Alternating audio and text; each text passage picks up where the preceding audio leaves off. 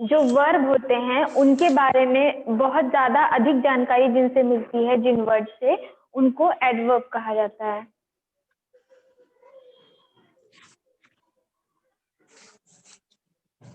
Adverb के type हम लोग देख रहे थे, कौन कौन से थे?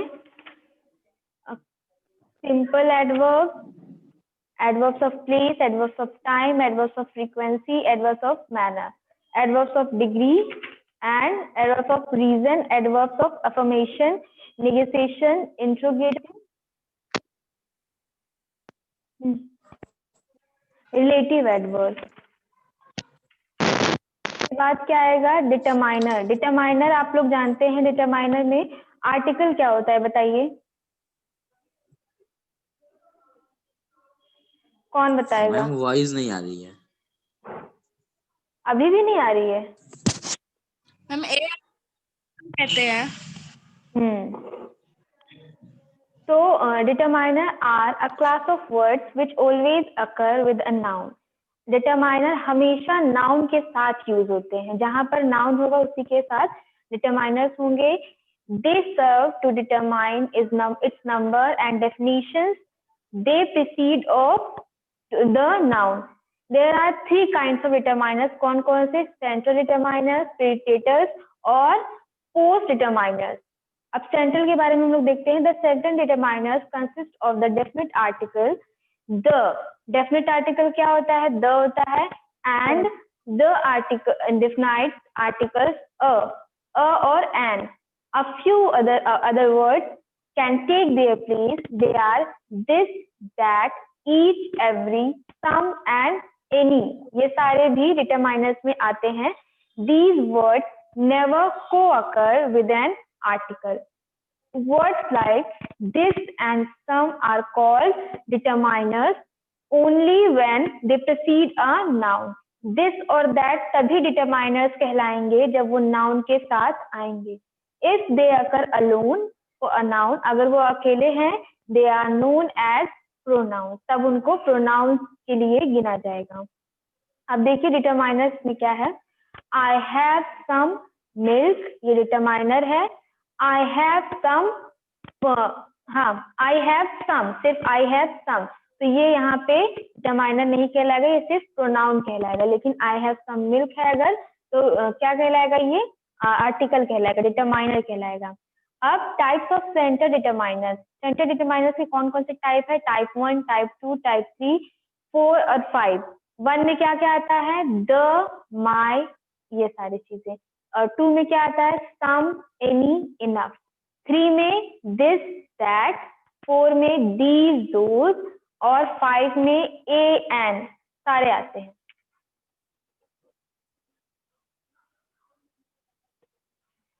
Omission of definite article the. आपको पता है डेफिनेट आर्टिकल में आता है। कोई ऐसी चीज, कोई ऐसा नाउन जो अनचेंजेबल है, या फिर यूनिवर्सल ट्रुथ है, या फिर कोई बहुत ऐतिहासिक चीज के बारे में अगर हम नाम लेंगे तो हम क्या लगा देंगे? द। जैसे द ताजमहल। और कैसे बताइए? द लगा के बताइए डेफिनेट आर्टिकल में, कैसे बताएंगे द को?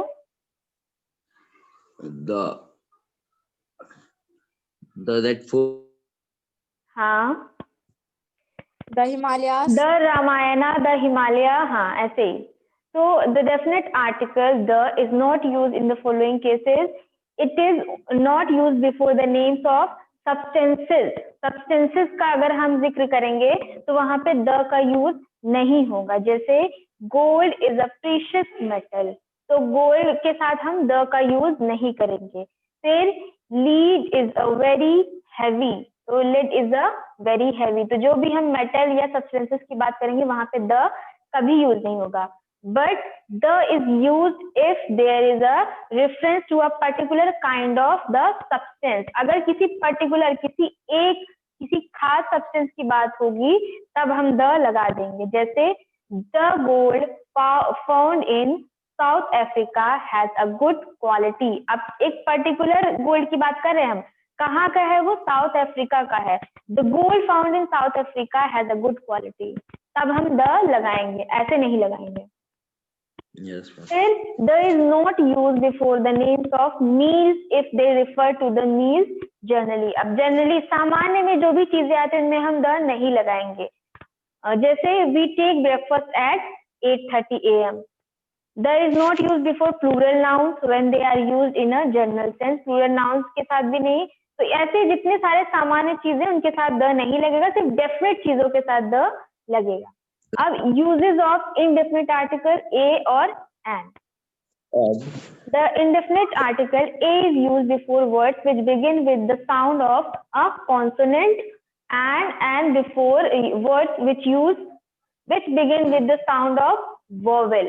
अब a कहाँ पे लगता है? जहाँ पे vowel का साउंड होता है, सॉरी कॉन्सोनेंट का साउंड होता है। लेकिन एन कहाँ पर लगता है? जहाँ पर वोवेल का साउंड होता है। वोवेल कौन कौन से होते हैं बताइए? ए ई आई ओ यू। हाँ, तो एन आपको पता है वोवेल के साथ लगता है और ए जो है वो कॉन्सोनेंट के साथ है। जैसे N R, N M P. अब एम जो है ये आपका होता तो कॉन्सोनेंट है, लेकिन साउंड किसका आ रहा है? एम का साउंड, ए टाइप का साउंड आ रहा है ना, तो यहाँ पे एन एम पी हो जाएगा। A boy and European. अब आप लोग बताइए ए और एन का कोई एक वर्ड के साथ यूज। ए के साथ बताइए पहले। ए के साथ this is A cat is an animal. हाँ, और वोवेल का बताइए एक। वोवेल का एन एप्पल। an ये तो elephant होगा is ना? an elephant is a big animal. हाँ, फिर आर्टिकल यहाँ पे हो गए हैं डेफिनेट और इनडेफिनेट।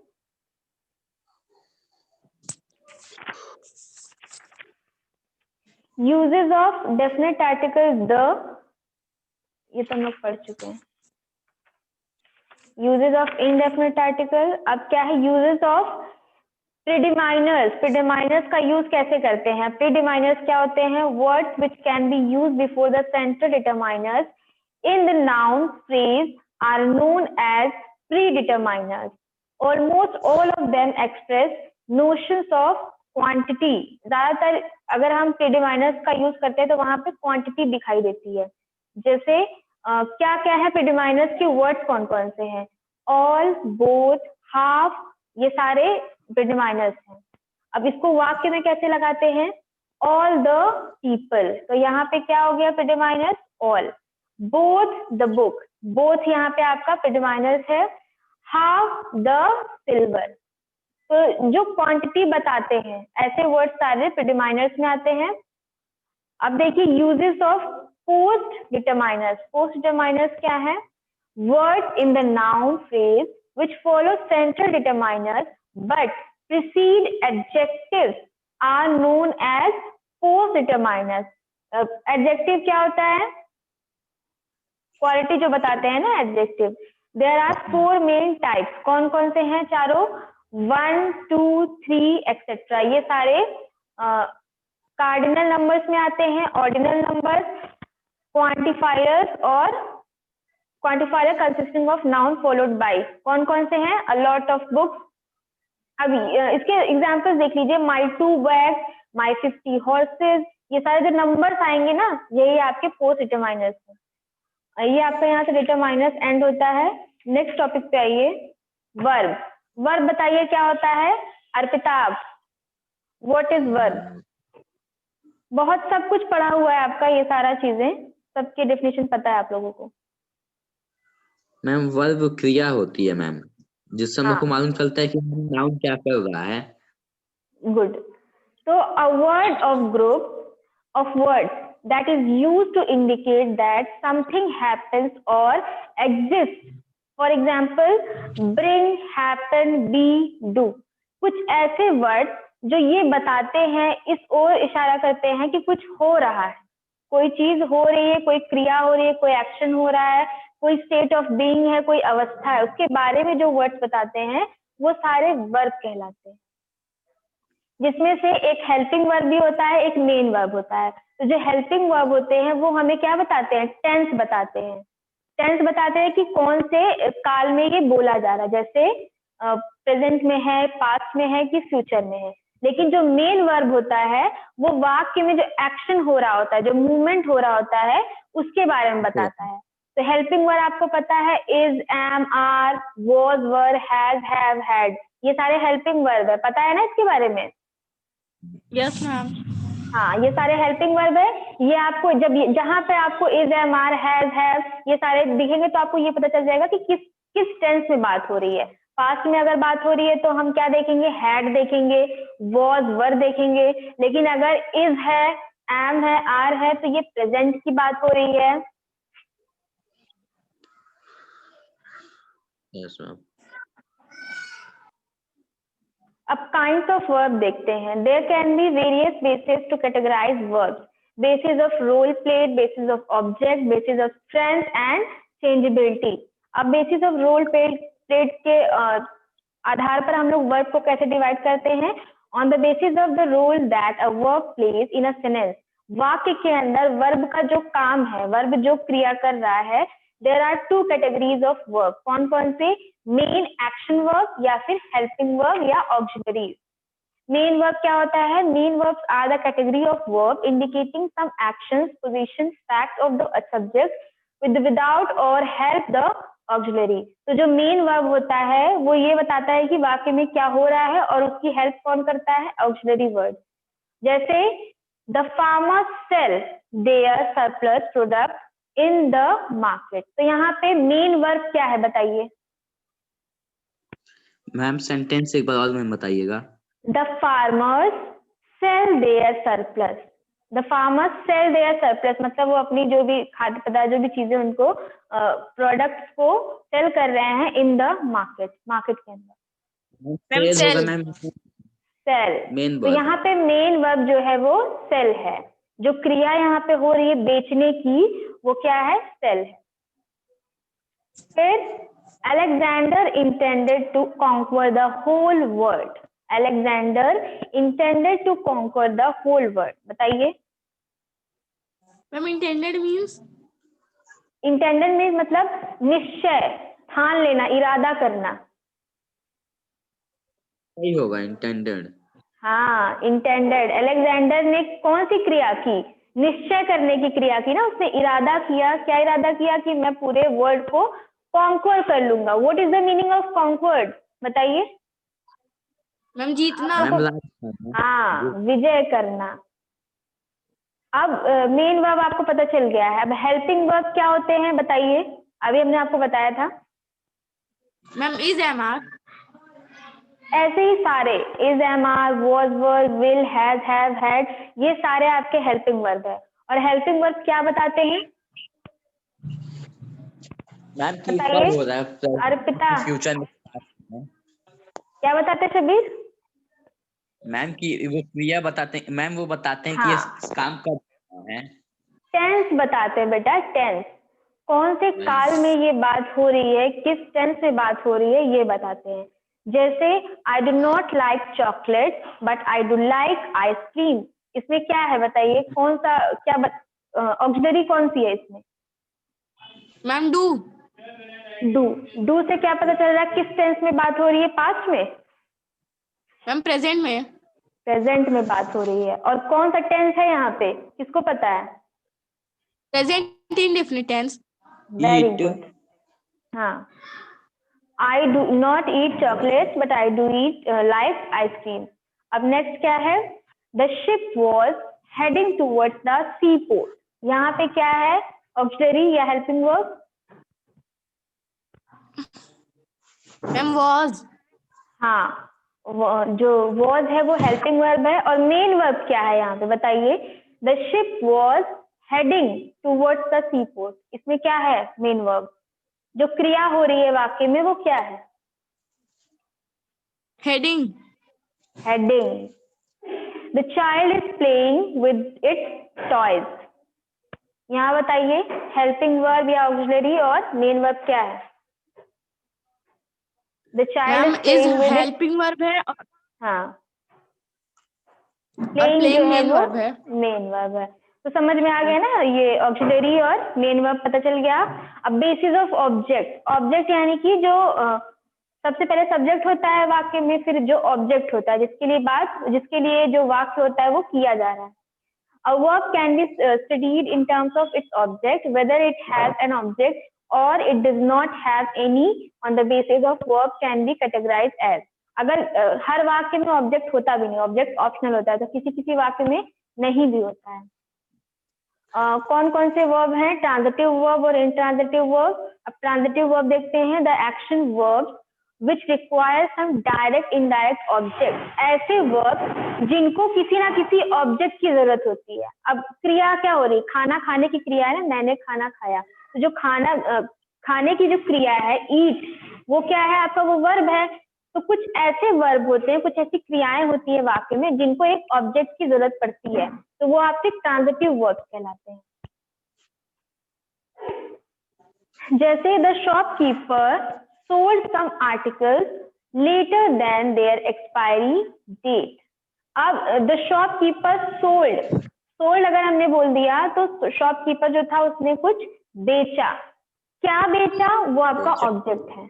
तो क्या बेचा है इसमें बताइए? The shopkeeper sold some articles later than their expiry date. Ma'am articles बेचे। Ma'am articles. हाँ, तो सम आर्टिकल्स जो है ये आपके ऑब्जेक्ट हैं। तो ये जो ट्रांजिटिव वर्ब्स हैं इनमें ऑब्जेक्ट की जरूरत पड़ती है। इसी तरह इसका उल्टा कर दीजिए, इन ट्रांजिटिव वर्ब्स जो होते हैं उनको ऑब्जेक्ट उनमें ऑप्शनल है, उनमें जरूरत नहीं होती। जैसे शी स्माइल्ड, वो मुस्कुराई on seeing him. She has been working overtime to make ends meet. As the converse of transitive verbs, intransitive verbs are those verbs which lack direct indirect object with means. They do not require any object to receive their actions because the effect of those actions is limited to their respective subject. अब यहाँ ये ध्यान देने वाली बात है, इनको क्यों ऑब्जेक्ट की जरूरत नहीं पड़ती है? इसलिए नहीं पड़ती है क्योंकि इनका जो सब्जेक्ट होता है, जो एक्शन कर रहा है, जो करता है, जो कर रहा है काम, उसी जो क्रिया कर रहा है वो उसी के थ्रू और उसी के लिए होती है, उसको किसी और दूसरे ऑब्जेक्ट की जरूरत नहीं पड़ती। जैसे she smiled on seeing him, तो वो मुस्कुरा रही है, यही उसका क्रिया हो गया, उसको जरूरत नहीं किसी और ऑब्जेक्ट की। The room is dark and electricity has failed, यहाँ पे भी आपको ऑब्जेक्ट की जरूरत नहीं है। नेक्स्ट क्या है? बेसिस ऑफ स्ट्रेंथ, इसमें फॉर्म का यूज होता है। जैसे on the basis of consistency और inconsistency of form, verbs can be divided into 2 categories. अब यहाँ पे कंसिस्टेंसी और इनकंसिस्टेंसी के बेसिस पर भी वर्ब्स 2 कैटेगरी में डिवाइड होते हैं। कौन कौन से? रेगुलर वर्ब या इरेगुलर वर्ब। रेगुलर जिनको स्ट्रॉन्ग वर्ब्स कहा जाता है, इरेगुलर यानी जिनको वीक वर्ब्स कहा जाता है। स्ट्रॉन्ग वर्ब्स क्या है या इरेगुलर वर्ब्स क्या है? Strong verbs are those verbs whose past and past participle show irregularly of vowel sound. Past क्या होता है? पास्ट पार्टिसिपल क्या होता है पता है आप लोगों को? पास्ट यानी वर्ब की सेकंड फॉर्म और पास्ट पार्टिसिपल यानी वर्ब की थर्ड फॉर्म। तो वर्ब की फॉर्म आप लोगों ने पढ़ा हुआ है। जैसे कम का सेकंड फॉर्म क्या होता है बताइए अर्पिता? मैम किसका? कम की सेकंड फॉर्म क्या होती है? पास्ट क्या होता है कम का? केम। और पास्ट पार्टिसिपल क्या होता है? थर्ड फॉर्म क्या होती है? कम। गुड। कम, केम, कम। तो इरेगुलर जो वर्ब्स होते हैं, जो स्ट्रॉन्ग वर्ब्स होते हैं, उनको अगर पास्ट पार्टिसिपल या पास्ट टेंस में चेंज करते हैं तो कुछ और नहीं करते, सिर्फ वोवेल का चेंज कर देते हैं। जैसे कम में COME कम था, तो हमने वोवेल को चेंज करके ओ को चेंज करके क्या लिख दिया? ए लिख दिया, तो वो पास्ट टेंस हो गया। फिर हमने अगर फिर से हमने ओ कर दिया, उसको फिर से चेंज कर दिया, तो वो क्या हो गया? थर्ड वर्ब की थर्ड फॉर्म हो गई। वैसे ही स्टील को हमने अगर वोवेल चेंज कर दिया, स्टील की स्पेलिंग क्या होती है? स्टील। अब इसको हमको पास्ट टेंस में करना है, तो स्टील का क्या हो जाएगा बताइए? स्टोल। स्टील का स्टोल हो गया। ठीक, अब इसको हमें पास्ट पार्टिसिपल करना है, थर्ड फॉर्म करनी है। ये फर्स्ट था, सेकंड, अब थर्ड करना है। फिर कौन सा? हम लोग वोवेल ही चेंज करेंगे। स्टोलन। हाँ, तो जिसमें आपका वोवेल चेंज होता है वो आपका इरेगुलर है। अब रेगुलर या वीक वर्ब किसको कहते हैं? Contrary to the strong verb, weak verbs are those verbs whose all the three forms, present, past and past participle, exhibit regularly of the vowel sound. जैसे कट कट कट, मतलब इनको change नहीं करना है, लेकिन जब हम बोलेंगे तो वोवेल का जो साउंड है वो चेंज हो जाएगा। जैसे रीड का क्या होता है जब हम उसको पास्ट, सेकेंड और थर्ड फॉर्म करते हैं? हाँ, create, created, created, work, worked, worked. ED जोड़ देंगे या फिर चेंजेबल नहीं होगा। In case of weak verbs, past and past participle are formed by suffixing their present form with D, ED और टी। वीक वर्ब्स में एक और चीज लगती है, डी, ईडी और टी। वॉइस नहीं आ रही मैम। करने वाले आपकी तरफ नेटवर्क प्रॉब्लम है बेटा। अगर देखिए कोई ऐसा वर्ड बताइए, कोई ऐसा वर्ब बताइए जिसको पास्ट टेंस और पास्ट पार्टिसिपल में चेंज करते वक्त हम लोग टी लगाते हैं, बताइए। ईडी वाला आप लोग को पता है मैम, जिसमें लास्ट में ईडी लगता है? टी, टी,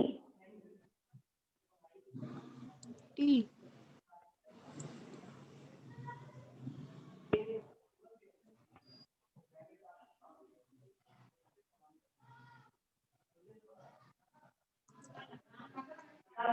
लर्न, लर्न का सेकेंड फॉर्म क्या होता है? लर्नड। हाँ, लर्न, लर्नड और लर्न, है ना? तो ऐसे यही आपके वीक वर्ड्स हैं या रेगुलर वर्ड्स हैं जिनमें या तो चेंज नहीं होता है, या तो टी जोड़ देते हैं या ईडी जोड़ देते हैं। अब बेसिस ऑफ चेंजेबिलिटी क्या होता है? By changeability of verbs we mean their capacity to undergo changes in form of in agreement with these tense and subject. और ये कौन कौन, इनको भी दो भागों में डिवाइड किया। बेसिस ऑफ चेंजेबिलिटी में भी दो भाग हैं, कौन कौन से? फाइनाइट वर्ब्स और नॉन फाइनाइट वर्ब्स। तो फाइनाइट वर्ब्स क्या होते हैं? Finite verbs are a broad category of verbs which are subject to change as in the number and or person of the subject and the tense of the verb। जैसे my brother listens to music regularly, यहाँ पे हम लोगों ने listen को s जोड़ दिया तो ये verb आपका फॉर्म में चेंज हो गया। फिर we listen to music, अब बताइए my brother listens to music regularly में s हमने जोड़ दिया, लेकिन we listen to music while traveling में हमने s नहीं जोड़ दिया। इसका क्या रीजन है बताइए?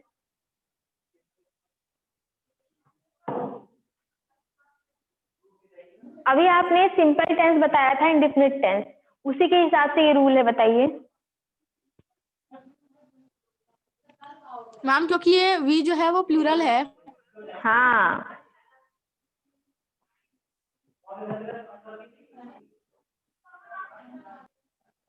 हाँ, तो फाइनाइट वर्ब वही है जिसे कभी कभी मेन वर्ब भी कहा जाता है, मेन वर्ब की तरह भी यूज होता है। ये वो वर्ब है जिसके साथ सब्जेक्ट होता है और इसकी फॉर्म सब्जेक्ट के अनुसार टेंस में बदलती रहती है। जैसे अभी हमने आपको बताया my brother listens to music regularly, फिर क्या था? We listen to music. फिर अगर हम इसको पास्ट में करते हैं तो ये फाइनाइट वर्ब बदल जाएंगे। अगर पास्ट में करेंगे तो लिसन का क्या हो जाएगा बताइए? प्रेजेंट में था माय ब्रदर लिसन्स और प्लूरल कर दिया तो लिसन हो गया।